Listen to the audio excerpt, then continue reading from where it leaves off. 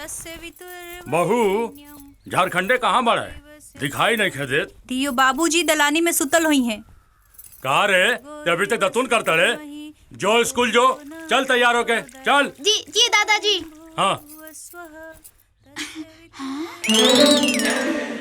झारखंडे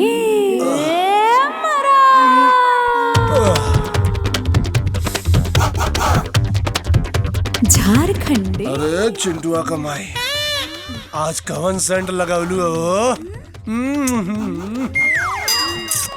एकदम गमकत बाड़ू हो।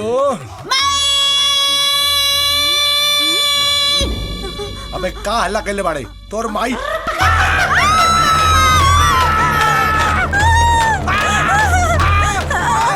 झारखंडे संडे हो या मंडे रोज खाओ डंडे। तोहार जोड़ल तीर तोरे में घुस गईल। अरे मार के तोहार जान ले ले। अरे अरे मेरा पैसा तो दो। अरे जकरा काले में हमरा बिस्तर पे सुतला ओसे मांग। अरे मेरे पैसे तो दो, कहाँ भागे जा रहे हैं? नहीं रहू, खाली हम और बहू नहीं सारा गांव मिलकर मारा ओकरा के, ताकि ओकरा यास्ती बंद हो जाए। अरे पकड़ा रे मार, अरे रोक रे, रुक जा। चुमुक चाचा आज बदला लेवे के झारखंडे से मार जाए हमारे डंडे से। चलो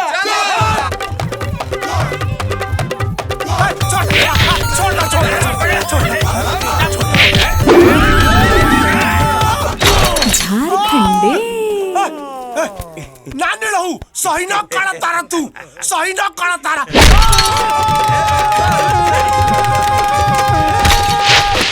अरे मुंह भुकाऊ ना का कहले रे। अरे क्या रोका? रुक। बहुत बहुत धन्यवाद बहन जी।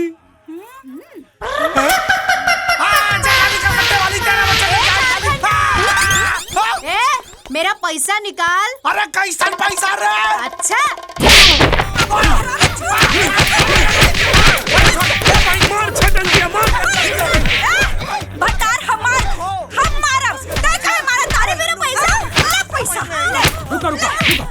अरे सवतिया डा बाद में करिया है,